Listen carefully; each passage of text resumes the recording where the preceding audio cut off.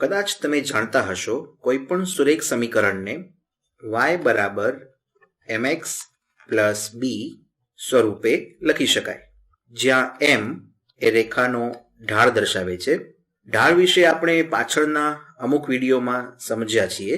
રેખાનો લંબ કે ઊભી દિશામાં ફેરફાર, છેદમાં સમક્ષિતિજ કે આડી દિશામાં ફેરફાર, એટલે કે રેખા કેટલા પ્રમાણમાં ઢળતી છે તે જોયું.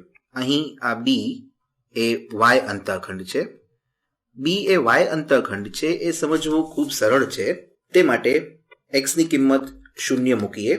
x ની કિંમત 0 લેવાનો અર્થ છે કે રેખા y અક્ષને છેદે છે. આમ x બરાબર 0 હોય ત્યારે આ સમીકરણમાં આ પદનું મૂલ્ય 0 થઈ જાય. માટે y બરાબર m ગુણ્યા 0 વત્તા b. અહીં 0 માટે y બરાબર b મળે. આમ બિંદુ 0, b આ રેખા પર હોય માટે y બરાબર b બિંદુએ રેખા y અક્ષને છેદે. પછીના વિડીયોમાં આપણે કિંમતો લઈને પણ તે સમજીશું. આપણે જાણીએ છીએ કે બિંદુ 0, b એ રેખા પર હોય.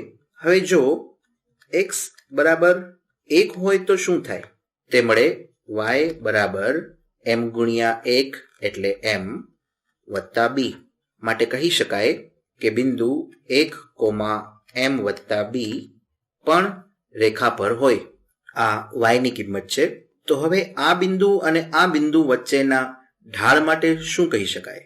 આ બિંદુને અંત્ય બિંદુ લઈને ગણીએ તો y માં થતો ફેરફાર બરાબર m વત્તા b ઓછા b છેદમાં x માં થતો ફેરફાર બરાબર 1 ઓછા આ 0. અહીં લખીએ y માં થતો ફેરફાર છેદમાં x માં થતો ફેરફાર. આપણે બે બિંદુઓનો ઉપયોગ કર્યો. આ બિંદુને અંત્ય બિંદુ અને આ બિંદુને પ્રારંભિક બિંદુ ગણીને ગણતરી કરી. હવે જો સાદુરૂપ આપીએ તો b ઓછા b બરાબર 0 થઈ જાય. 1 ઓછા 0 બરાબર 1. આમ આપણને મળે m ના છેદમાં 1 અથવા ફક્ત m મળે. આશા રાખીએ કે તમને સમજાયું હશે. આમ આ m એ ઢાળ દર્શાવે છે અને b એ y અંતઃખંડ છે તેમ કહી શકાય. હવે આપણે આ આલેખનો ઉપયોગ કરીને સમીકરણ મેળવવાના છે.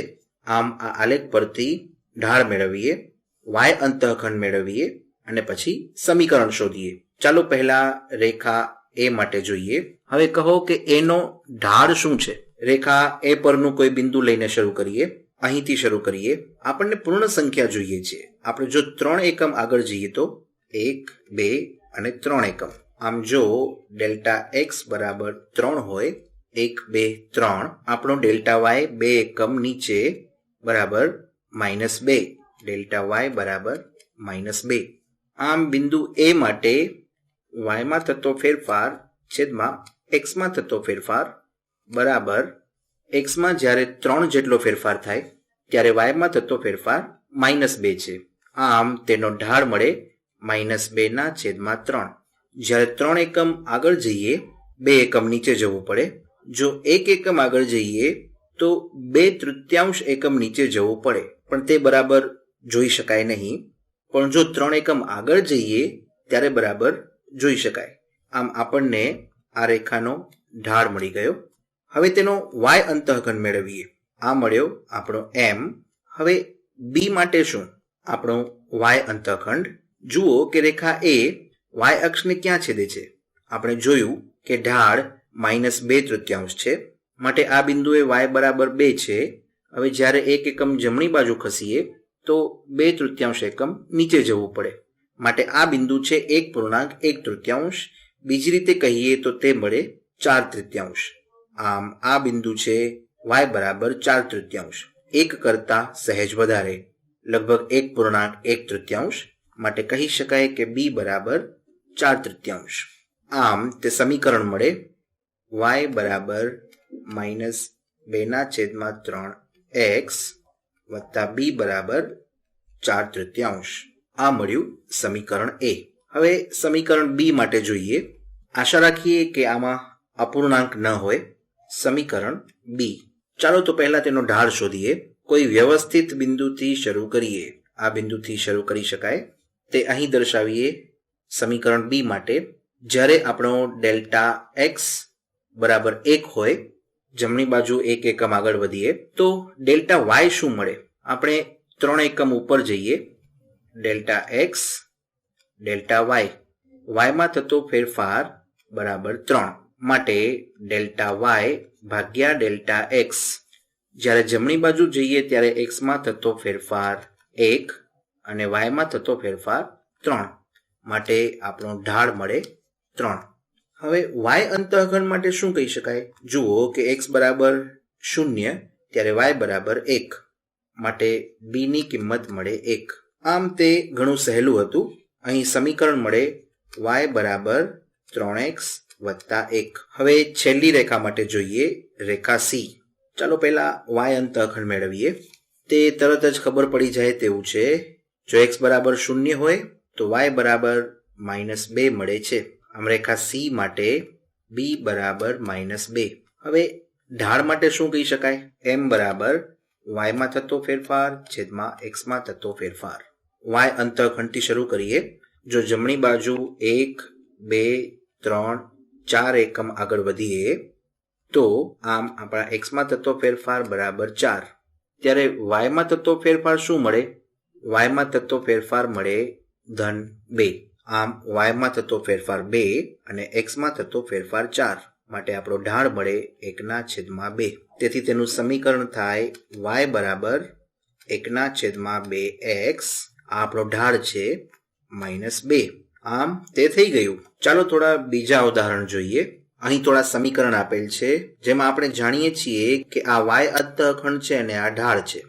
આ m ની કિંમત અને આ b ની કિંમત. હવે તેનું આલેખન કરીએ. આ પહેલી રેખા માટે જ જોઈએ. અહીં y અંતઃખંડ 5 છે, જ્યારે x બરાબર 0 ત્યારે y બરાબર 5. તમે તે સમીકરણ દ્વારા પણ ચકાસી શકો. આમ જ્યારે x બરાબર 0 હોય ત્યારે y બરાબર 1, 2, 3, 4, 5.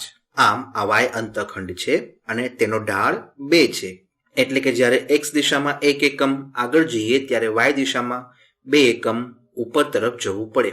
x દિશામાં 1 એકમ જમણી તરફ ત્યારે y દિશામાં 2 એકમ ઉપર તરફ. ફરીથી તે પ્રમાણે જ કરીએ. x દિશામાં 1 એકમ જમણી તરફ, y દિશામાં 2 એકમ ઉપર તરફ. જો x દિશામાં 1 એકમ પાછળ તરફ જઈએ તો y દિશામાં 2 એકમ નીચે તરફ જવું પડે. ફરીથી x દિશામાં 1 એકમ પાછળ તરફ અને y દિશામાં 2 એકમ નીચે તરફ. આમ તેની રેખા કંઈક આ પ્રકારની મળે.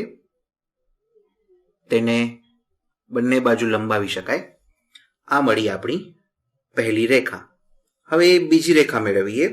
y બરાબર -0.2x વત્તા 7. અહીં લખીએ y બરાબર -0.2x વત્તા 7. દશાંશ અપૂર્ણાંક માટે વિચારવું સરળ થઈ જાય. 0.2 એ 1/5 જેટલા જ છે. આમ આપણે અહીં લખીએ y બરાબર -1/5x વત્તા 7. આપણે જાણીએ છીએ કે તેનો y અંતઃખંડ 7 છે, માટે અહીં 1, 2, 3, 4, 5, 6, 7. આમ જ્યારે x બરાબર 0 ત્યારે આપણો y અંતઃખંડ 7 થાય. તેનો અર્થ છે કે x ની દિશામાં 5 એકમ જમણી તરફ જતા 1 એકમ નીચે તરફ y ની દિશામાં જવું પડે. તેને -1/5 તરીકે પણ જોઈ શકાય. ડેલ્ટા y છેદમાં ડેલ્ટા x બરાબર -1/5. જમણી તરફ દર 5 એકમે 1 એકમ નીચે તરફ જવું, માટે 1, 2, 3, 4, 5 એકમ જમણી તરફ અને 1 એકમ નીચે તરફ. ફરીથી 5 એકમ જમણી તરફ, 1, 2, 3, 4, 5 અને 1 એકમ નીચે તરફ. જો પાછળ તરફ 5 એકમ જઈએ તો આ કિંમતને આ રીતે પણ લખી શકાય, 1/5. આ બંને સમાન છે. તમે 5 એકમ પાછળ તરફ જાઓ એટલે કે -5, 1, 2, 3, 4, 5, તો 1 એકમ ઉપર તરફ. ફરી 5 એકમ ડાબી તરફ, 1, 2, 3, 4, 5 અને 1 એકમ ઉપર તરફ. માટે તેની રેખા કંઈક આવી મળે. આને પણ બંને બાજુ લંબાવી શકાય. હવે ત્રીજા સમીકરણ માટે જોઈએ. y બરાબર -x, y બરાબર -x. આમાં b વાળું પદ ક્યાં છે? અહીં કોઈ b વાળું પદ દેખાતું નથી. આપણે જાણીએ છીએ કે તેનું પ્રમાણિત સ્વરૂપ છે y બરાબર mx પ્લસ b. તમે કહો કે આમાં b ક્યાં છે? જુઓ કે b બરાબર લખી શકાય 0, અહીં +0 તરીકે બતાવી શકાય.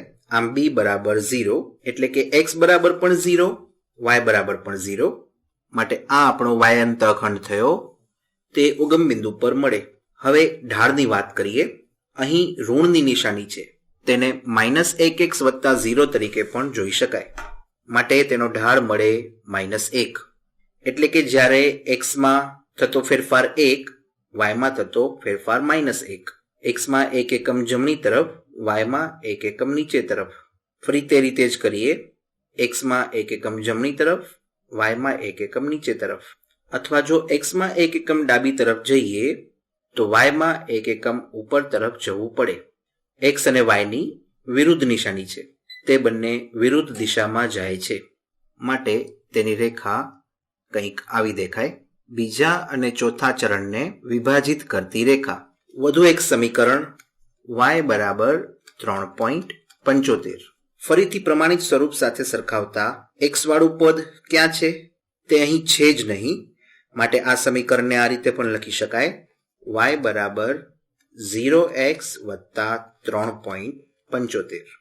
હવે કહી શકાય કે ઢાળ 0 છે. x માં ગમે તેટલો ફેરફાર કરીએ તો પણ y માં કોઈ ફેરફાર થશે નહીં. x માં ગમે તેટલો ફેરફાર કરીએ તો પણ y માં કોઈ ફેરફાર થશે નહીં. ∆y/∆x બરાબર 0. અહીં y અંતઃખંડ 3.75 છે, જે અહીં મળે 1, 2, 3.75, 3.34. x માં ફેરફાર કરવા છતાં y માં કોઈ ફેરફાર થશે નહીં. y ની કિંમત હંમેશા 3.75 જ રહેશે. તે એક સમક્ષિતિજ રેખા સ્વરૂપે મળે, જે y બરાબર 3.75 માંથી પસાર થાય. આશા રાખીએ કે આ સમજૂતી